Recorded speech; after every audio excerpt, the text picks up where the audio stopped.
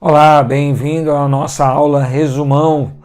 Hoje nós vamos resumir a NBCTG Estrutura Conceitual. Mas antes de começar a nossa aula, eu gostaria de fazer alguns avisos para você, de te dar alguns avisos. Então, é sobre a nossa maratona de estudos. Estamos iniciando aí uma maratona de 60 dias de estudo para o próximo exame 2019-02, de 27 de outubro de 2019.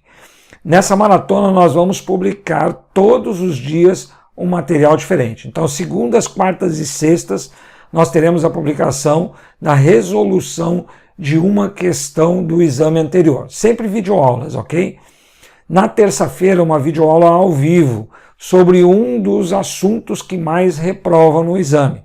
Sempre vou estar escolhendo aquele assunto que mais se repete nos exames. Toda quinta-feira, como hoje, por exemplo, nós vamos estar publicando um resumão. Resumão é uma videoaula bem objetiva sobre um tema específico. Hoje é sobre a NBCTG Estrutura Conceitual. Tá certo? Então assim você vai nos acompanhar aí todo esse período de preparação até o exame. Em todas essas videoaulas que serão publicadas, nós vamos deixar na descrição um link para os dois e-books que nós temos, um e-book preparatório com 31 questões, mais 5 dias de videoaula que você recebe por e-mail. O outro e-book é de 50 dicas para o exame de suficiência. É onde você tem lá as dicas de estudo mesmo. O que estudar, como estudar, onde estudar, que horário é melhor para estudar, enfim, várias dicas, 50. Ok? E além disso também vou deixar sempre um link para você fazer um simulado gratuito. Esse simulado está dentro da nossa área de membros do curso, mas é gratuito para todas as pessoas. Tá certo? Então agora você vem comigo, nós vamos estudar aí um resumão sobre a NBCTG Estrutura Conceitual. Essa NBCTG tem caído em todos os exames desde 2011. Então presta muita atenção e as dúvidas você coloca no comentário. Dúvidas sobre essa NBCTG ou qualquer outro tipo de pergunta, coloca no comentário para a gente ir interagindo aí e, claro, aprendendo cada vez mais. Valeu? Então vem comigo. Vamos lá. Nós vimos primeiro a questão das características qualitativas da informação contábil útil. Isso de acordo com a NBCTG, estrutura conceitual. Então, nós temos dois grupos de características qualitativas da informação contábil útil.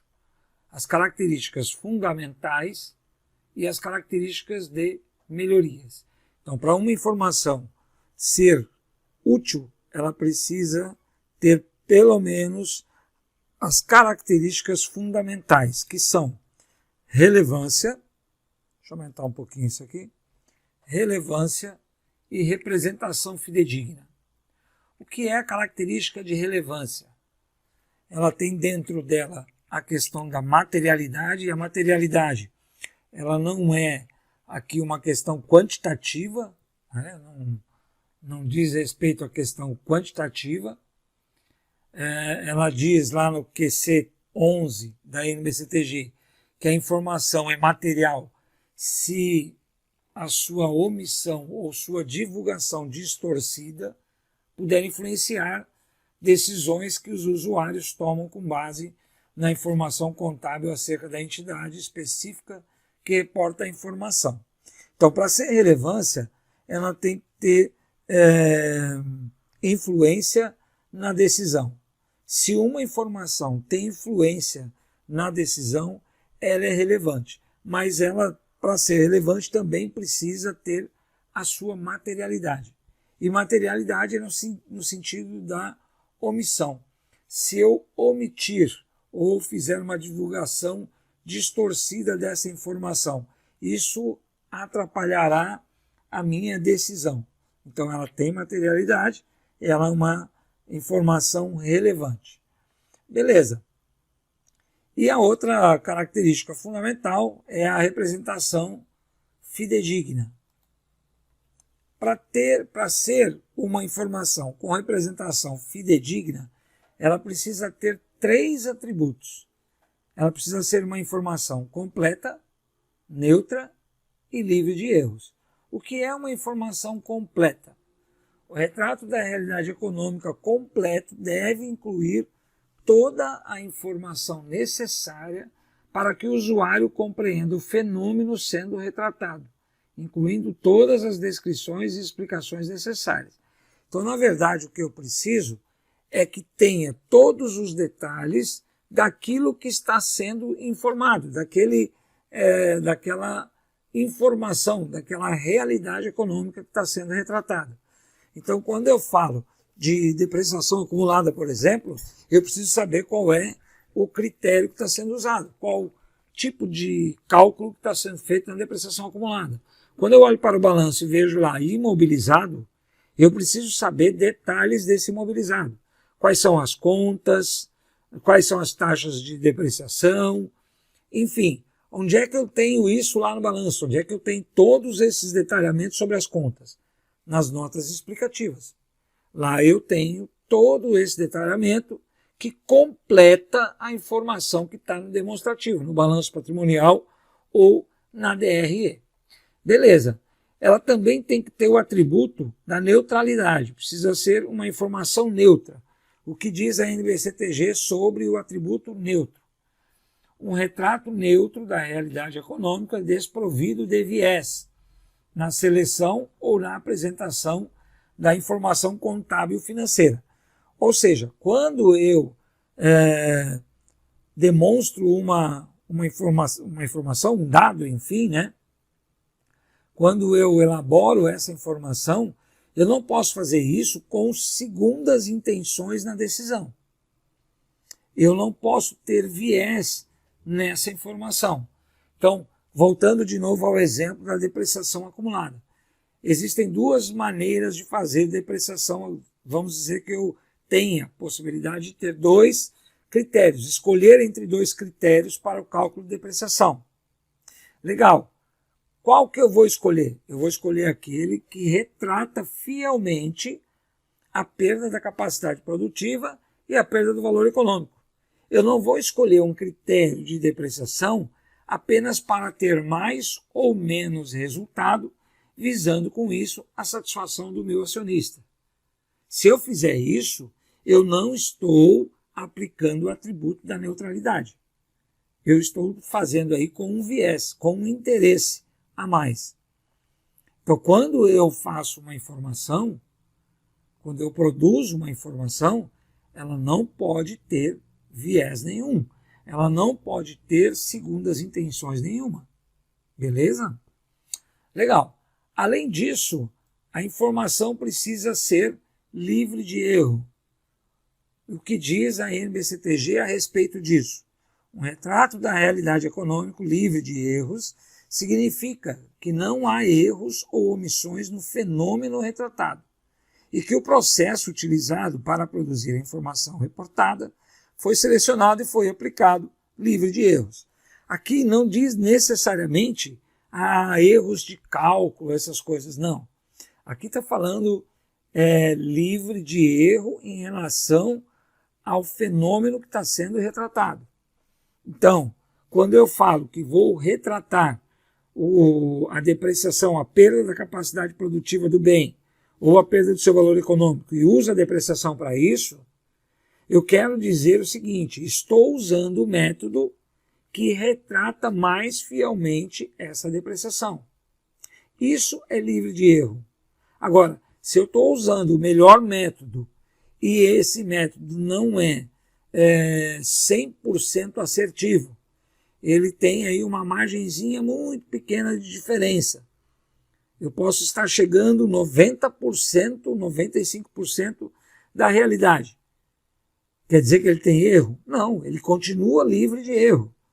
Eu estou usando o melhor critério selecionado, a melhor forma de fazer, a melhor informação para reportar a realidade. Isso é livre de erro. Ok? Então, como características fundamentais, eu tenho essas duas: relevância e representação fidedigna. Depois eu tenho as características de melhorias. Vamos dar uma olhadinha. São 4. Comparabilidade, verificabilidade, tempestividade e compreensibilidade. Comparabilidade. As decisões dos usuários implicam escolhas entre alternativas, como, por exemplo, vender ou manter investimento, ou investir em uma entidade ou noutra. Consequentemente, a informação acerca da entidade que reporta a informação será mais útil caso possa ser comparada com informação similar sobre outras entidades e com informação similar sobre a mesma entidade para outro período ou para outra data. Então, a comparabilidade é quando eu posso usar aí, comparar duas informações, né, parecidas entre duas empresas, dois segmentos, ou duas informações da mesma empresa, de períodos diferentes, para verificar justamente variações.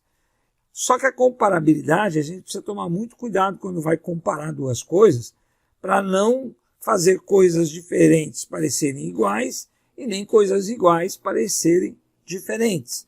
Então, por exemplo, quando eu vou comparar faturamento de um ano com faturamento de outro ano, eu tenho que verificar se houve alterações estruturais aí, como, por exemplo, se houve aumento de tabela de preço, se houve inflação no período, e ajustar os valores. Porque senão o que acontece? Eu vou dizer assim, não, eu faturei 1 milhão em 2018, faturei 1 milhão e 200 em 2019. Aí eu vou comparar e vou dizer, não, faturei mais em 2019. Porém, se houve um aumento de tabela de 30%, eu chego à conclusão de que faturei menos. Por quê? Porque 1 milhão em 2018, se eu aumentar 30% a tabela de preço, eu deveria, faturando a mesma coisa, ter faturado em 2019 1 milhão e 300. Percebe? Porque houve um aumento de preço. Se eu estou comparando os valores absolutos sem levar em consideração esse aumento de preço, então eu não estou comparando na mesma base. E esse cuidado tem que ter. Beleza? Muito bem, a segunda característica é verificabilidade. A verificabilidade ajuda a assegurar aos usuários que a informação representa fidedignamente o fenômeno econômico que se propõe representar. A verificabilidade significa que diferentes observadores, cônscios e independentes podem chegar a um consenso, embora não cheguem necessariamente a um completo acordo, quanto ao retrato da realidade econômica, em particular, ser uma representação fidedigna.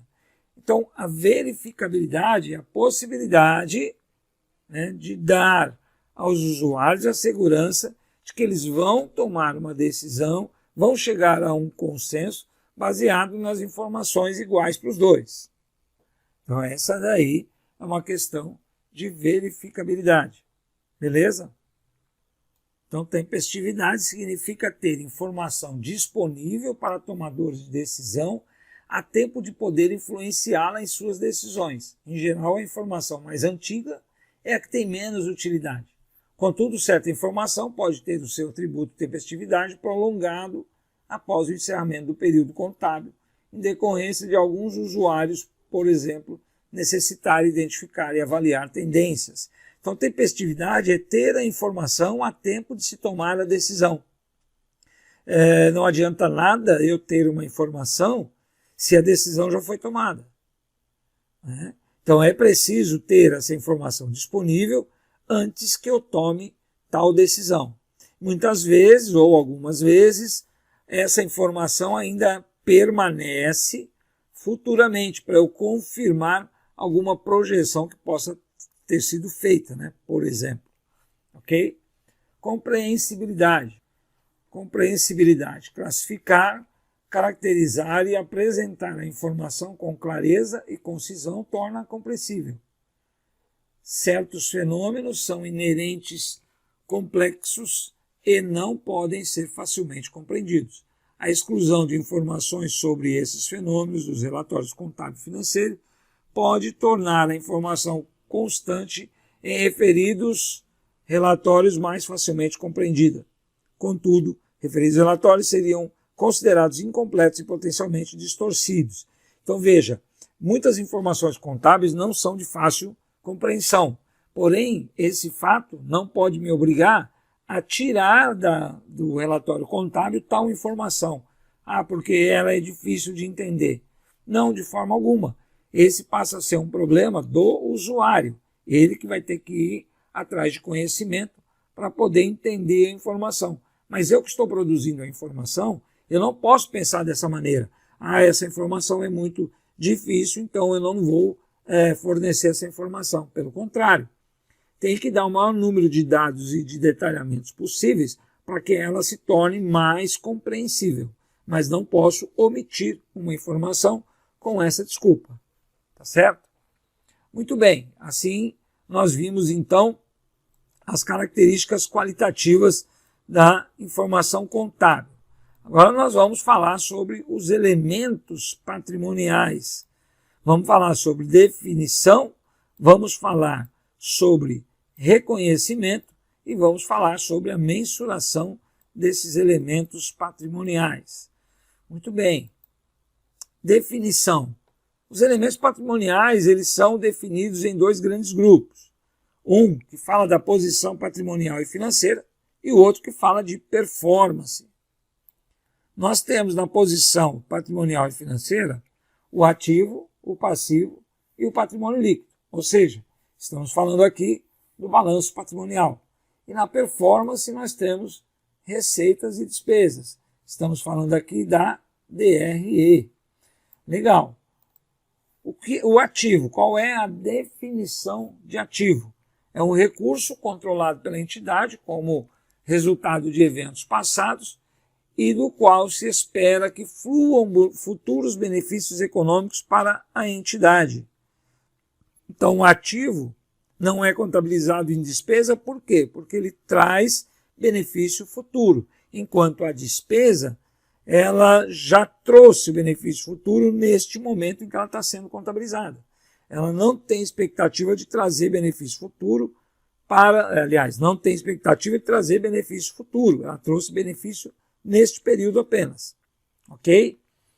O passivo também é uma obrigação presente da entidade, derivada de eventos passados, cuja liquidação se espera que resulte na saída de recursos da entidade, capaz de gerar benefícios econômicos. Então, passivo é uma obrigação atual, obrigação presente, fruto de algo que aconteceu no passado e que no futuro vai ter uma saída de recurso para liquidar essa obrigação. Por isso eu contabilizo no passivo. Ok? Patrimônio líquido é o interesse residual dos ativos da entidade depois de deduzidos todos os seus passivos. Ativo menos passivo é igual a patrimônio líquido. Para quem que eu devo patrimônio líquido? Para os sócios. Então, patrimônio líquido é tudo que eu devo para os sócios da empresa. Legal. Receitas e despesas. Estamos falando de performance, de resultado. Demonstração de resultado do exercício. As receitas são aumentos nos benefícios econômicos durante o período contábil sob a forma de. Quais as formas de geração de receita? Então, nós temos entrada de recursos, aumento de ativos ou diminuição de passivos. Entrada de recurso, que é geração de receita por entrada de recurso. Uma venda, por exemplo. Eu vou registrar lá crédito de receita com vendas e debitar lá um duplicado a receber, um caixa. Ok? Está entrando recursos. E como é que é a geração de receita? Através de aumento de ativos. Por exemplo, quando eu tenho aplicação financeira. A aplicação financeira gera um rendimento. Esse rendimento gera uma contabilização de receita e uma contabilização desse rendimento lá no meu ativo, ou na conta bancária ou na conta de aplicação financeira. E como é a receita por diminuição de passivo? Quando tem um perdão de dívida, por exemplo. Você tem impostos atrasados, contabilizou juros e multas, aí um belo dia o governo municipal diz que vai dar anistia para quem pagar os impostos essa semana. vai tirar 100% das multas e juros. Opa, reduz o meu passivo, que estava já contabilizado juros e multas. Essa contabilização da redução é débito do meu passivo e crédito de receita financeira. Tá, para os 3 casos, são diminuições que resultam, são aumentos, né? Resultam em aumento no patrimônio líquido, são receitas que resultam em aumento no patrimônio líquido e que não estejam relacionados com a contribuição dos detentores de instrumentos patrimoniais. O que eles estão querendo dizer aqui? Primeiro, detentores dos instrumentos patrimoniais são os sócios, contribuição dos sócios. Então está dizendo o seguinte, toda receita aumenta o patrimônio líquido. Perfeito. Mas nem todo aumento de patrimônio líquido é uma receita. Por exemplo, quando eu aumento o capital social, os sócios contribuem com a empresa aumentando o capital social. Está aumentando o patrimônio líquido? Tá, claro que está. É uma geração de receita? Não. A contabilização é crédito de capital social e débito de caixa, bancos. Ok? Legal. E as despesas? Muito bem, são decréscimos. Se as receitas são acréscimos, as despesas são decréscimos nos benefícios econômicos durante o período contábil. Também existem aí 3 maneiras de incorrer em despesa. Primeiro, saída de recursos, depois redução de ativos e também assunção de passivos. Então, quando eu tenho a saída de recurso, quando eu pago uma despesa dentro do próprio mês, ela foi gerada e paga neste mês. Aluguel, por exemplo. Aluguel do mês, pago no mês. Ué, por que não pode ser aluguel do mês, pago no mês seguinte? Porque aí eu não estou tendo uma saída de recursos. Eu tenho a incorrência de uma despesa, beleza, vou debitar a despesa, mas eu vou acreditar aluguéis a pagar. Então não tem saída de recursos, então não serve para o exemplo. Só isso. Legal. E o mês que vem, quando eu pagar esse aluguel, cabe no exemplo? Também não, porque vai ter saída de recursos, mas não é reconhecimento de despesa, porque já foi feito antes isso. Então, para esse exemplo de saída de recursos, as despesas são geradas e pagas dentro do próprio mês. Tá, como exemplo de despesa na redução de ativos. Por exemplo, depreciação. Quando eu contabilizo a depreciação, eu debito despesa com depreciação e credito depreciação acumulada. A depreciação acumulada, ela diminui o meu ativo. Beleza? E a assunção de passivos. Quando eu estou assumindo, por exemplo, pagar juros e multas. Eu estou debitando a despesa de multas e juros e estou creditando o meu passivo. Percebe? Então eu estou assumindo uma dívida e contabilizando, consequentemente, uma despesa. Legal? Muito bem.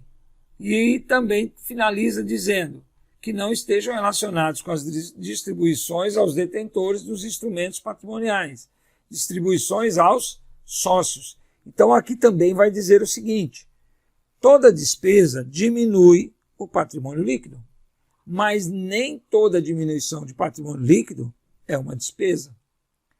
Por exemplo, dividendos a pagar. Dividendos a pagar diminui o patrimônio líquido? Sim, diminui, porque tira do lucro acumulado e leva lá para dividendos a pagar. Mas é uma despesa? Não, não é uma despesa, é apenas uma distribuição do lucro. Só isso. Beleza. Aqui, eu tinha aqui os exemplos, tinha até esquecido disso. Deixa eu passar aqui as receitas, o exemplo de receita financeira, de recursos, né? Receita financeira de aplicação.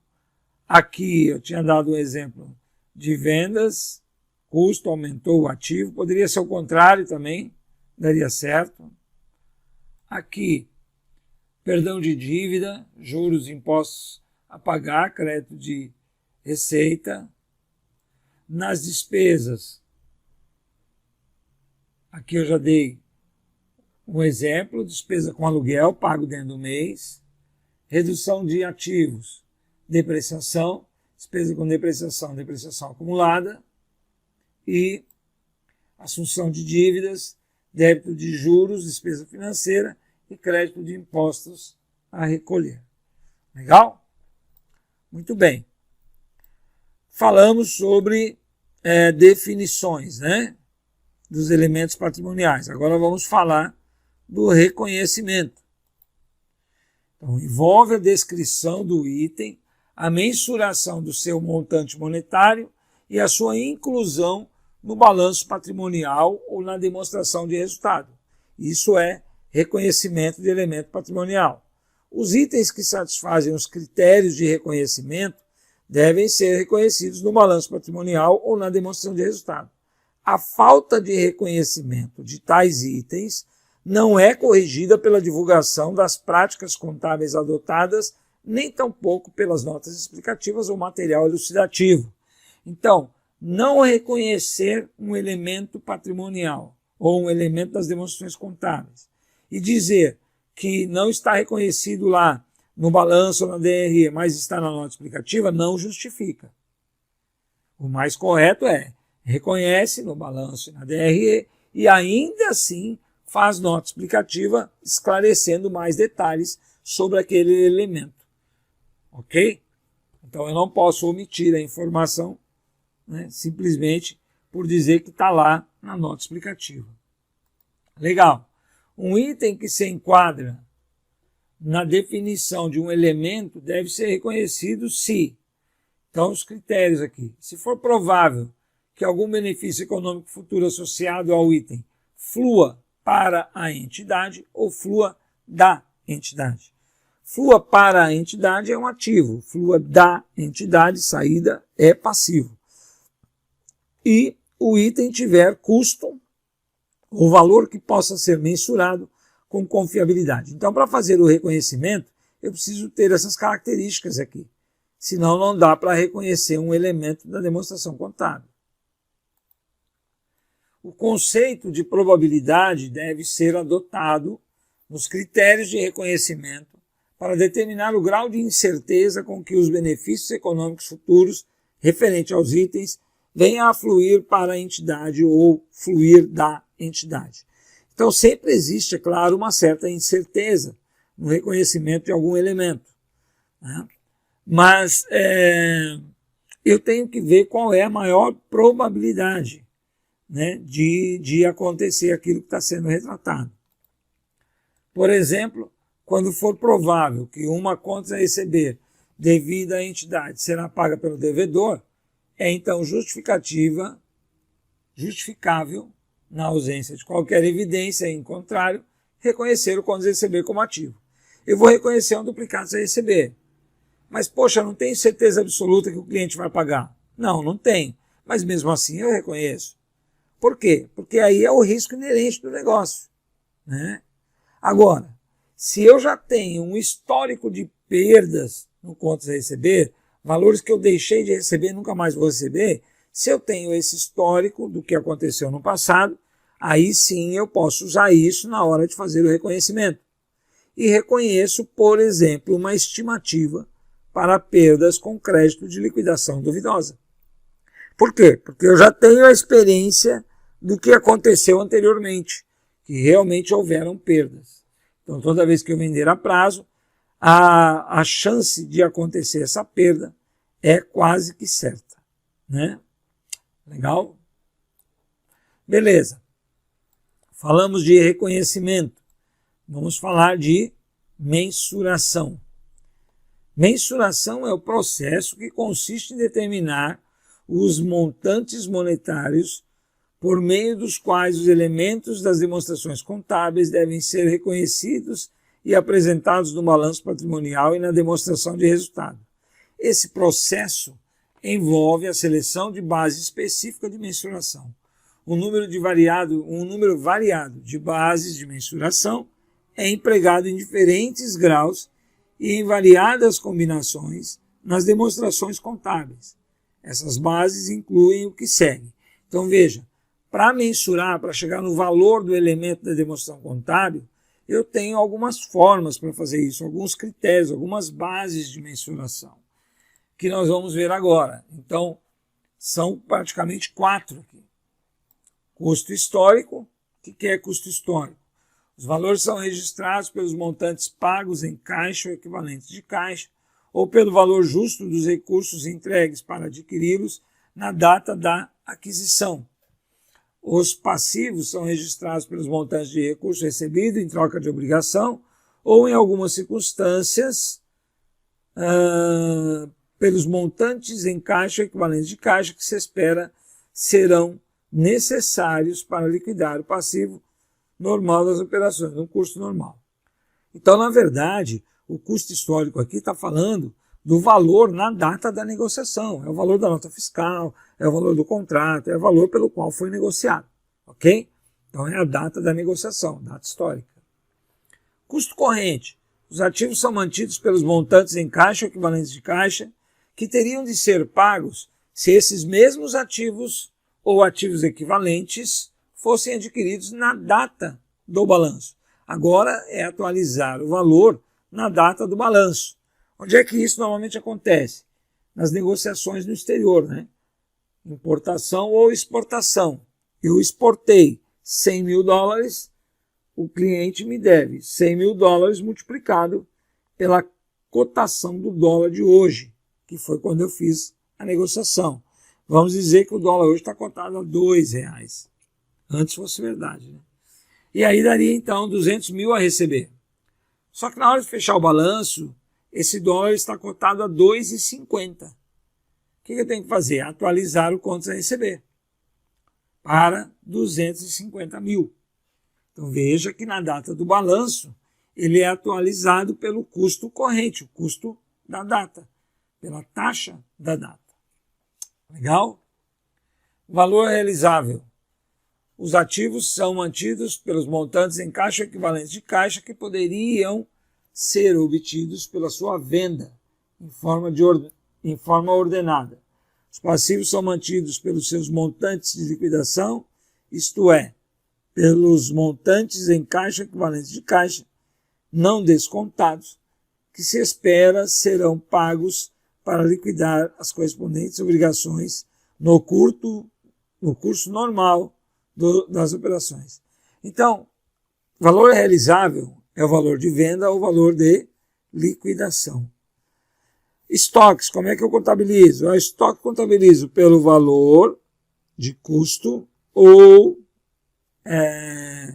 valor de venda dos dois, o menor. O valor de venda é o valor realizável. É o valor de venda menos as despesas para vender.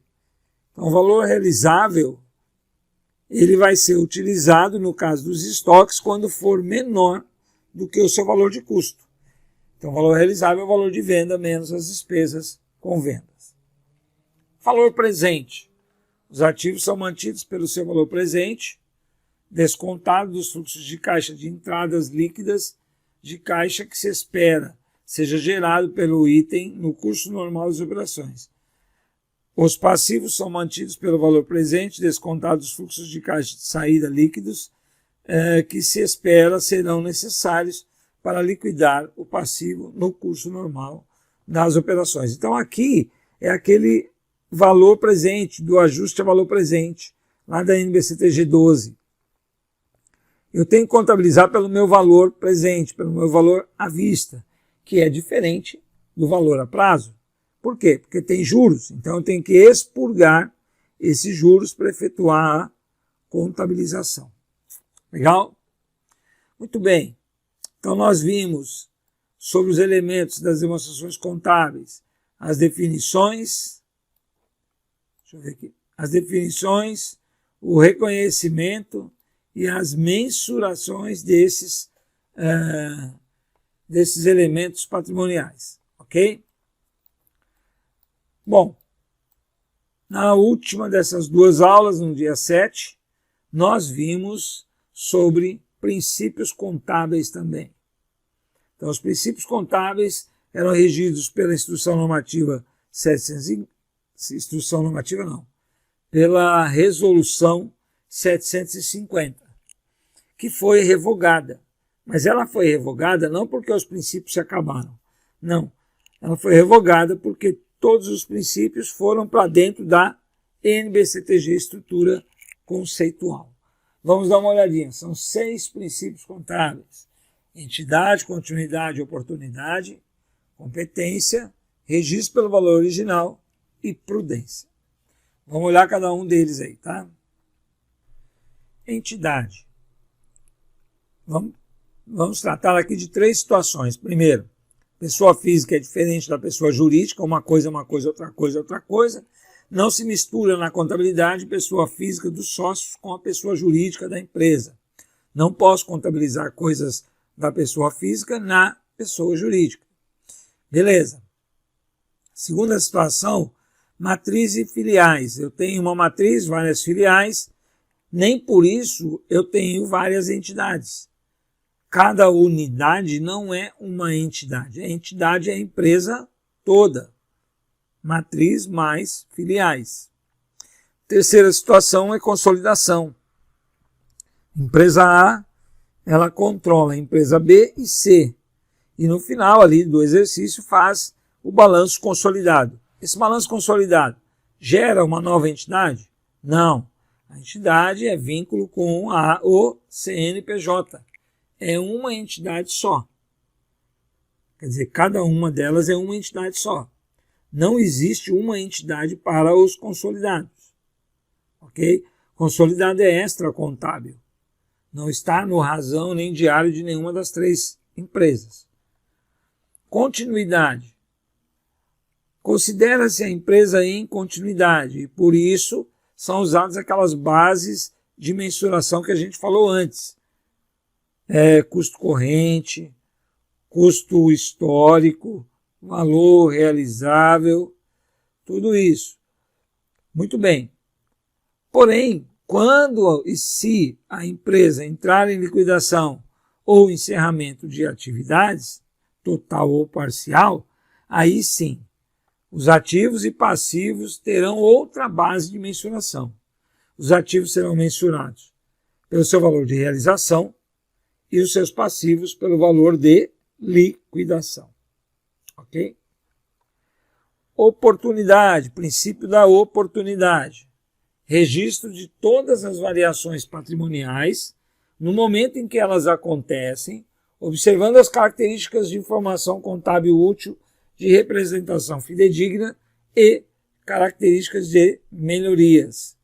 Então, portanto, aqui eu falo de todas as variações patrimoniais. Quando você olha para o princípio da competência, ele vai falar somente de receitas e despesas. Porém, aqui não. Aqui vai falar de todas as variações patrimoniais. Qualquer uma, compra, venda, qualquer uma delas. Ok? Muito bem. Competência. Registrar as receitas e despesas no momento em que elas acontecem. Como eu falei, parece muito com oportunidade. Mas aqui só trata de 2 grupos de conta, receita e despesa. Então, no momento em que as receitas são geradas e as despesas incorridas, independentemente de recebimento ou pagamento. Não importa quando foram pagas as despesas, quando foram recebidas as receitas. Elas devem ser contabilizadas no momento que são incorridas as despesas e geradas as receitas. Ok? Então, se uma empresa, né, presta serviço para outra empresa, presta serviço em dezembro, emitiu a nota fiscal em janeiro e só foi cobrar o serviço em fevereiro, não importa. A outra empresa vai contabilizar essa despesa em dezembro, porque foi quando aconteceu a própria despesa. Dezembro foi quando incorreu a despesa, de verdade. Legal? Registro pelo valor original. Utilização das bases de mensuração, custo histórico, corrente, valor realizável e valor presente. Então aqui é a aplicabilidade daqueles critérios de valoração, de mensuração. E a prudência fala de uma situação em que eu tenho 2 valores para contabilizar uma mesma situação. Eu posso optar entre os 2 valores. Se eu puder optar, o que eu vou fazer? Para o ativo, eu vou reconhecer o menor valor. E para o passivo, eu vou reconhecer o maior valor. Beleza? Então assim eu encerro esse resumão. Bom, qualquer dúvida é só me chamar, falar comigo aí que eu te ajudo. Forte abraço!